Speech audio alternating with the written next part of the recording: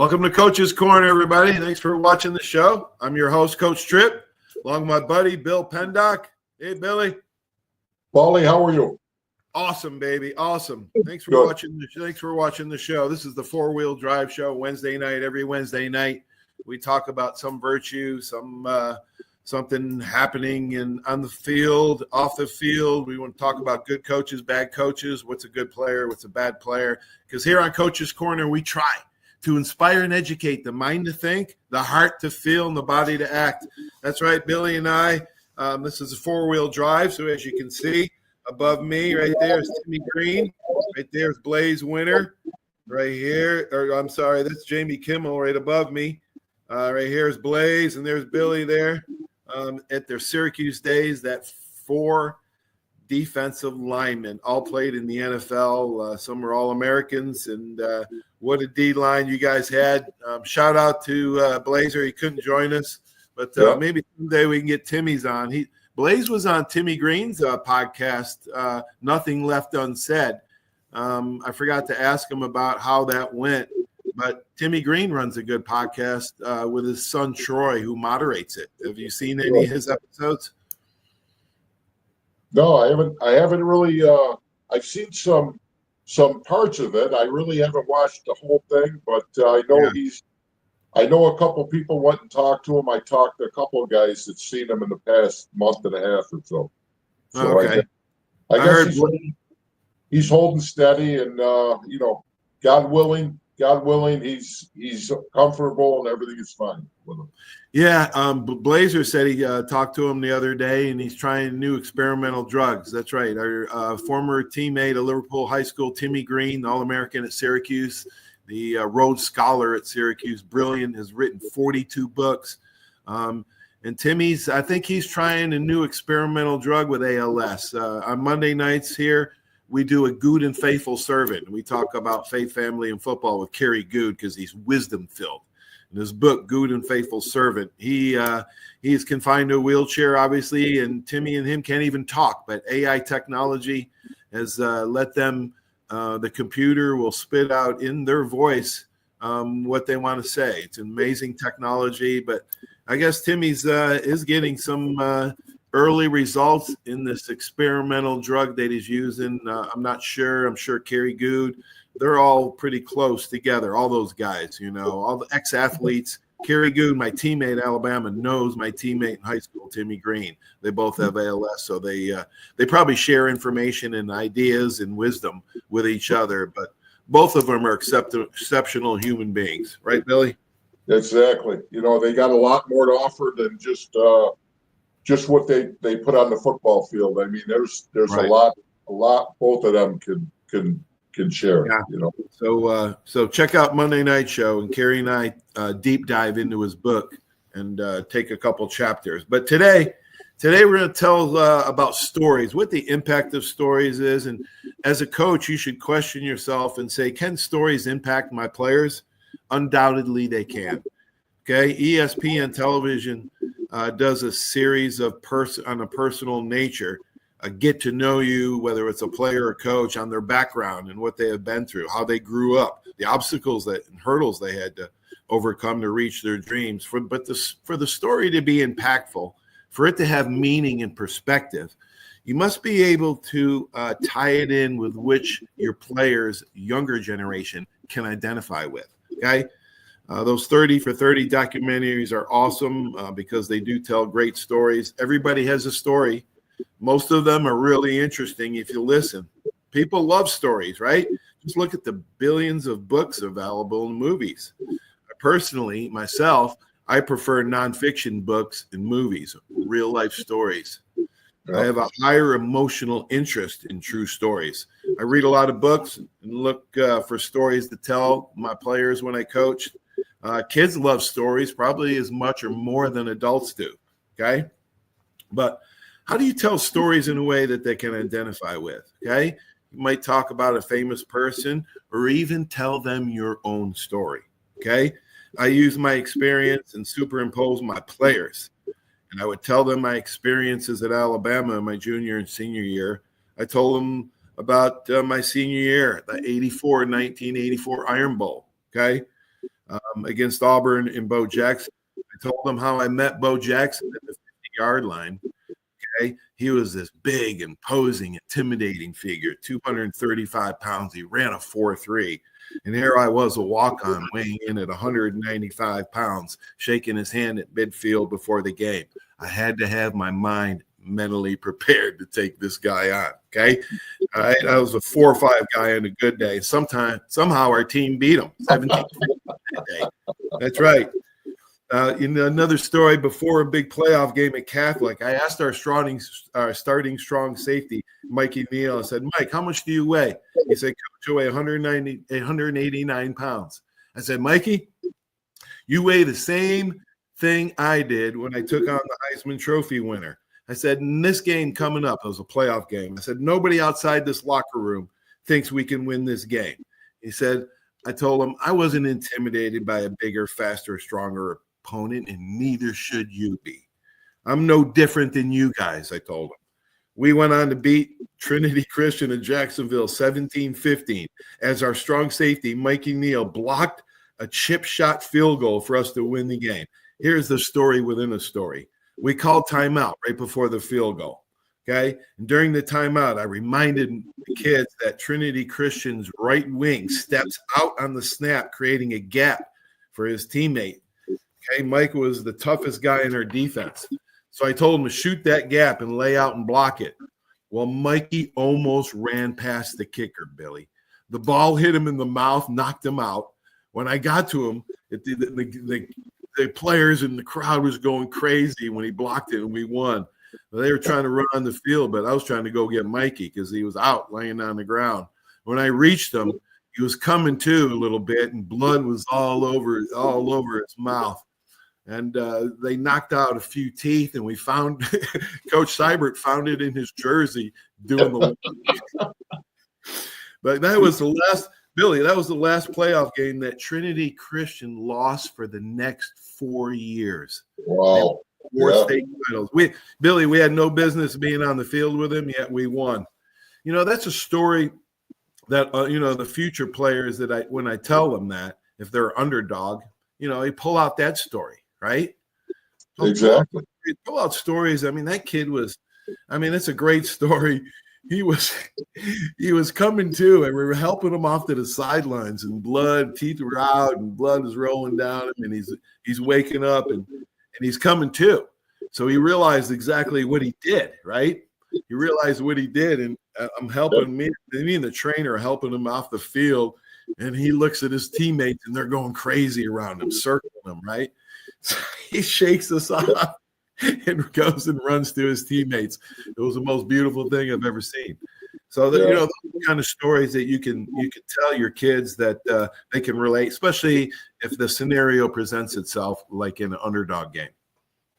That's exactly, and you think about that time and when you were coaching and when that was the start of something big, and they went on to win all those games, and everybody's got a ton of stories, and we got a lot of high school stories, we got a lot of college stories, we got pro, and I mean, and everything, some people it affects them more than others, and I've got I've been around the game for years as much as you have, and Blaze, and I'll tell you what, Blaze, it's just a shame he's not here today because his story alone inspires me. I mean, just to listen to his story, we both know it, but that's a great story in itself. Yeah, other people don't know it. They can learn. Other people didn't have a father influence when they were young. Right. Millions of kids don't have a father influence when they're young. But if you listen to Blaze's story, then you can overcome it, be successful, find a champion in your corner, and overcome it. Exactly. Right. Billy, we always tell O'Leary stories, and I guess I got one more. Okay, I used to tell them. I tell them the story about the summer going into our senior year at Liverpool High School, and Liverpool never played a football game on their campus. Remember, we played downtown, right, for years, for decades. Okay, Well, George O'Leary decided he wanted to change that. So we prepared this open lot on campus. We had the seniors clear the lot. Next, we brought in a truckload of sod that Tony Emmy's dad got from Georgia. And we laid the sod, we watered the grass, we fertilized the field, we cut it. I mean, we made sure nobody messed up that field. We pitched tents. I remember pitching the tent and sleeping in the tent with Goo and all those guys, for Bear, all those guys. We slept in the tent to make sure nobody would damage that field. And, when the time came for the season to come, we set our goals high, right? We wanted to avenge the only loss that we had that previous year. So Larry had the seniors writing goals. And I guess Goulet likes to tell the story that we said 9-1, and I said, "There's no way I'm bringing this to O'Leary with a loss. There's no way I'm going to face him. Me, you, and Barry going to face him with those goals." Getting back to the field, and you talk about that, and part of the story, and I've talked to Coach O'Leary several times about the nuances about when we did put that in, and people think.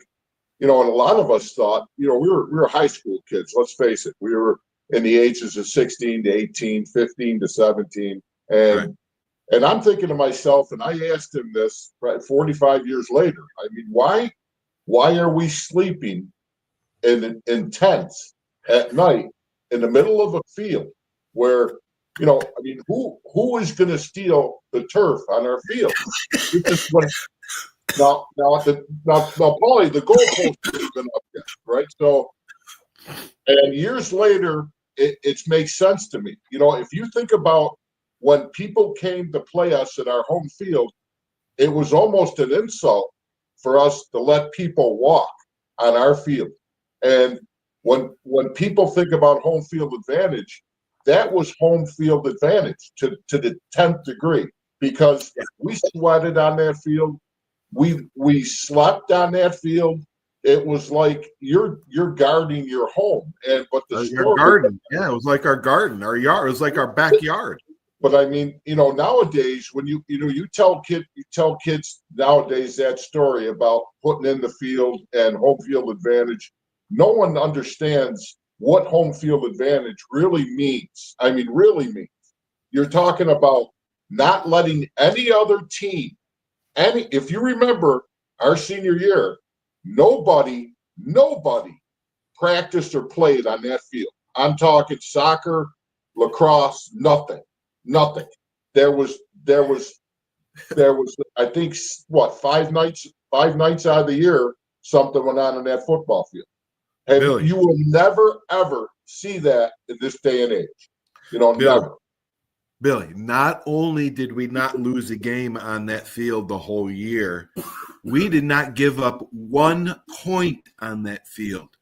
Nobody scored on us the whole year. That's how much pride we took in that field.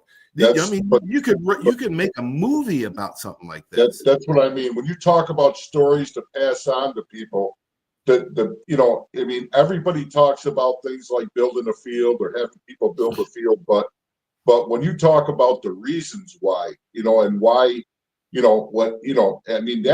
that's part of Coach O'Leary's mystique.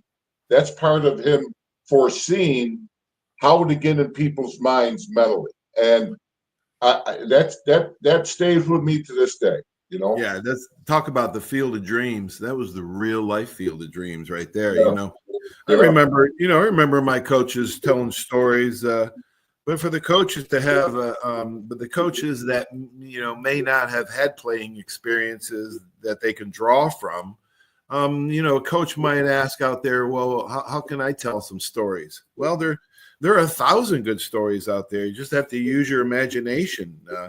Go on the internet, join the American College Coaches Association, read books. I got a lot of my stories from reading books about great coaches in history. There's a lot of sources out there. Sports Illustrated. One great thing about sports is that you can use the principles and processes from any sport and apply it to the sport that you're coaching. I remember the stories Coach Bryant would tell. Coach Bryant came in every single day and held a team meeting right before we broke up into position meetings. and he would bring a newspaper, an article, a book that he was reading, and he'd read it to us. And at the time, sometimes it wasn't even a football story, Billy. It was just a story about someone that overcame some great odds, or a story on the morals of society. That would make you think. And it was always a theme that was just, right, and fair. Okay, and that's how stories from Coach Bryant impacted his players. And they didn't have time or restrictions in the 80s like they do now. So now it's harder for a high school coach or a college coach to take the time to tell impactful stories. But ask yourself, what is your story? Who can you help with your story? Right? Yeah. Now it's time for Bible Verse of the Week, brought to you by the Seiler Agency. And this is from Genesis chapter 1, verse 1. Quote, "In the beginning, God created the heavens and earth," unquote. And Revelations chapter 22, verse 21, quote, "May the grace of the Lord Jesus be with God's holy people," unquote. So in between those verses is the greatest story that's ever told. Paulie, you can, to your point, stories don't have to be always coming from an athletic background. And to your point about, when I was growing up and I started getting more into football, and everything I looked for was stories about physical power. I was looking at, and I started with the Bible, and I started at church, and I thought about Samson, Hercules, Moses. They were biblical stories, but they were about power, and they were interesting to me, even though I was not a Bible reader. And as you know, I was about at best a C student, maybe a little bit lower. But that's, it doesn't have to be about this guy jumping over the goalpost, or you've seen whatever happened. I've got thousands of stories. To tell you one quick one I'll remember. I'm a freshman. I'm at Syracuse. I remember I'm up at Sky Top, and along comes Tony Bruin. I don't know if you remember Tony Red Bruin. He was a point guard up at Syracuse. He was on the basketball team. He was probably 6'3", 6'4", good sized kid. So I got my red truck, the one in that picture behind me. I got it up at Sky Top. It's parked up there. And I had those 38-inch tires on. The thing is up, that thing, the back of the tailgate shut is up near my forehead. I remember a guy coming over, Tony standing there, and the guy goes to him, "Show him that trick again." I go, "What trick?" The guy goes, "Just watch this." Tony goes, "Nah, I don't want to do it." He's standing, flat-footed. He vertical jumps over the tailgate of my truck into the bed of that truck. Holy God. Now, I mean, it was like nothing, for him to do it.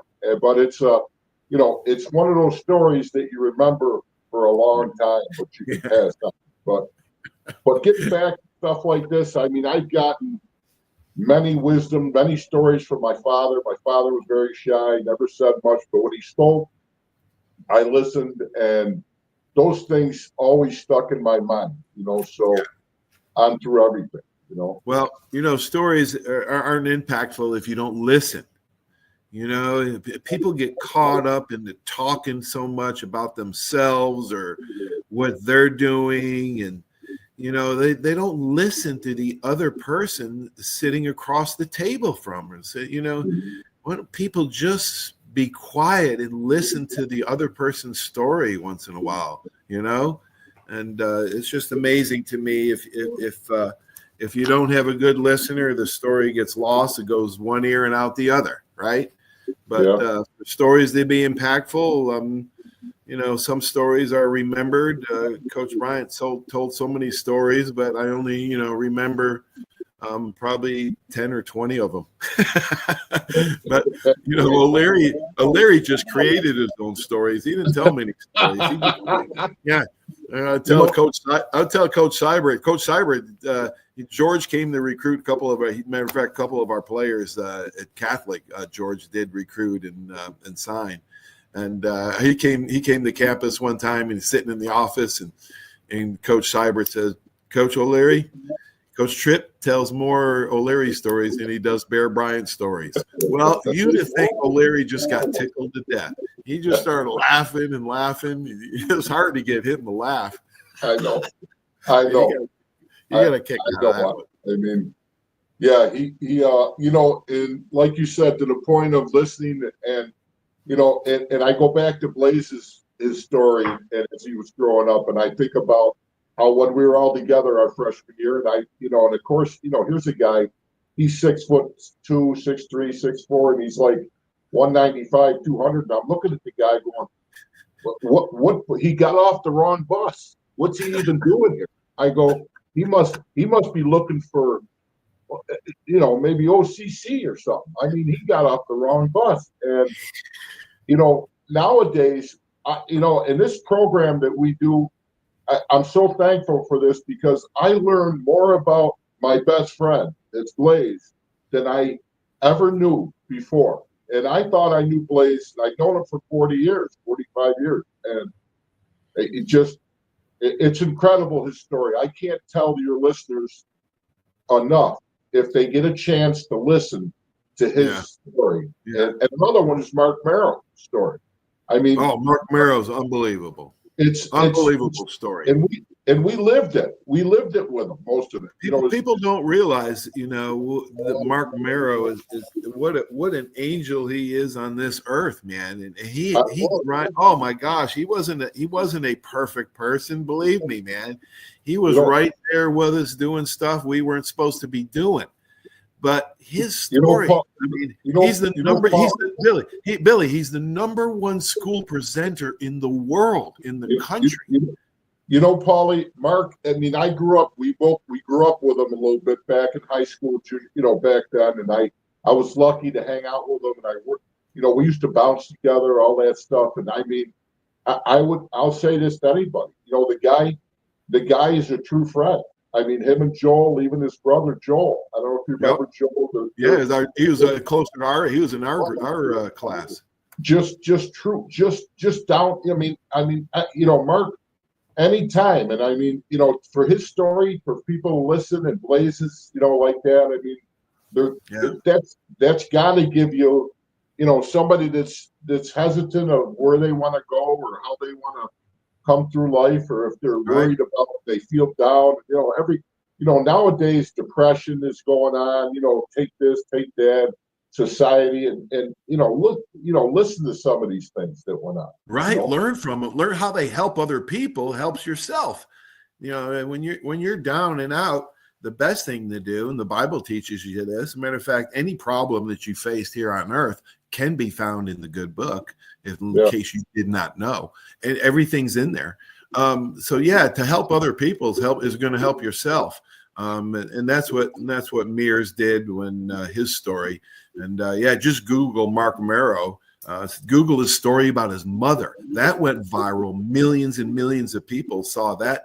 So you can still Google it to this day. Mark Merrill, M-A-R-C, Merrill, M-E-R-O. Okay. And Google, just Google video Mark Merrill's mom. You'll melt, man. The guy is talk about a storyteller. That's why Mears is the number one school presenter. And I'm going to talk to Keith Leonard here, at our superintendent here in Escambia County, Florida, and then see if we can get Mark down here before he retires, because you know he's been traveling, you know, 250 days out of the year, 300 days out of the year for decades now, and he's cutting back now. So he's just, you know, he's getting older, and he's made his money, and you know he just loves helping kids, though he just can't stop. But he's cut back. You know, Paulie, great idea if we could get him on our show too one more time. Yeah, we will. I will. I mean, he's just, you know, he's just a class guy. You know, that's what I say about Mark. I put aside all the stuff he went through, the drugs, the alcohol. You know, everybody's had things they've went through. Their skeletons, everybody's got them. But you know, when I remember the high school days, when, you know, I mean, the guy wasn't the guy to bully you. He wasn't the guy.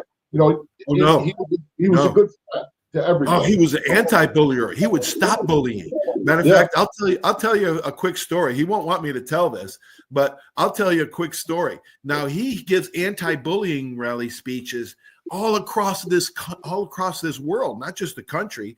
He does all sorts of events, and part of it, he'll direct his thing to anti-bullying or anti-suicide or cutting and all the, he can focus his talk on a certain subject, but he will talk about anti-bullying. And let me tell you, I'm hesitant to tell this story because it might get misconstrued, but he was anti-bullying back in high school. Okay, you remember Cheeseboro? I probably shouldn't say his name. Yeah. He was bullying me a little bit because I was dating his old girlfriend. Well, he had me cornered one time, and we were gonna go at it. Right? He's always picking on me. Mero grabbed him by the neck, picked him up off his feet, and said, "Don't you ever fuck with Trip again." And that I never got it from Cheese anymore after that. We became friends, or at least civil. But he was stopping, in his own way. He would not recommend that today, okay? But let me tell you, he was anti-bullying way back in high school before it was, a problem, and it's a real problem today in today's schools. So he's, Mark Mero, if you don't know him, he saved hundreds, if not thousands, of lives for kids being there for him. And he told me he used to stay up 11 o'clock at night and write letters, dozens of letters to these kids. He has been to hundreds of funerals.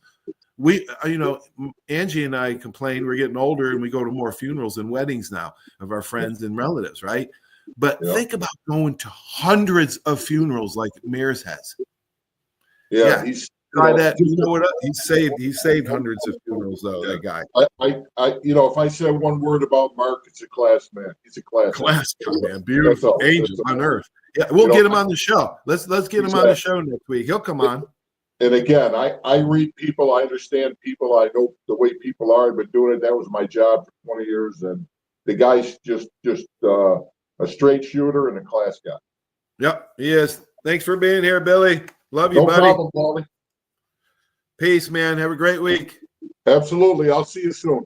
All right, buddy. Bye-bye. Right. Thanks for watching Four Wheel Drive Show, Coach Tripp and Bill Pendog. Blazer, get well, buddy. We'll see you soon. Shout out to Jamie Kimmel and Timmy Green, part of the Four Wheel Drive. Thanks for watching. Stay tuned for these important messages from our sponsor. Without this, it just wouldn't be possible. If you like the podcast, share it. Share it around, like it, subscribe on my YouTube channel. Search Paul Tripoli Coach's Corner. Have a great sports week, everybody. Talk to you soon. So long.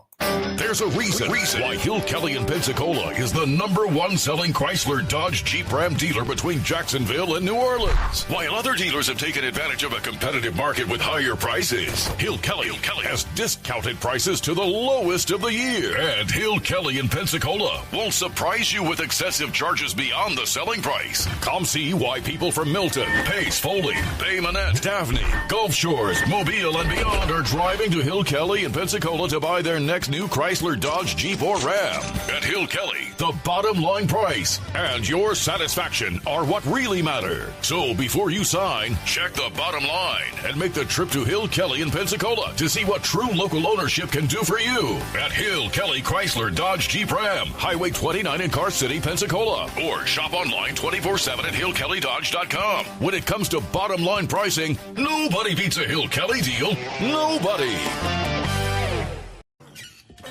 That's you trying to fix the plumbing yourself to save a few bucks. Doing things yourself doesn't always end well. The same goes for insurance. That's why Auto Owners works with local independent agents who tailor coverage to meet your needs and offer discounts for life, home, car, and business insurance. Because sometimes you need a professional to get the job done right. That's simple human sense. Are you riding around in a filthy vehicle? Dirty car no more. Visit Ronnie's Car Wash today to get it shining in no time. They have 3 convenient locations with another coming soon. The unlimited monthly wash packages start as low as $14.95 per month with free vacuums, multi-purpose spray and towels. Visit them in Gulf Breeze, Navarre, Fort Walton, and soon Crestview. Don't wait, wash today. Be sure to see Ronnie's Car Wash on Facebook to see the latest specials and discounts. You'll be riding and shining in no time. 25 years of service in high tech today. It's Pensacola Glass Company at 433-8348. High tech is a term often applied to advanced services and products in today's marketplace. And today, glass is much more than a simple pane of brittle, see-through stuff we hit baseballs through when we were kids. Glass is now a product with unique flexibility in both performance and application. And Pensacola Glass Company is growing right along. That's Pensacola Glass Company at 433-8348. My name is Steve Reynolds. I'm the manager and owner of Cordova Lanes, and we help keep your mind out of the gutter. Cordova Lanes is part of the community of Pensacola. Being here for 43 years, we've entertained more people than any other bowling center in the city. We sell fun for a living. Cordova Lanes is located at 2111 Airport Boulevard in Pensacola, behind Cordova Mall. Come on out and see us at Cordova Lanes Bowling Center. Thank you.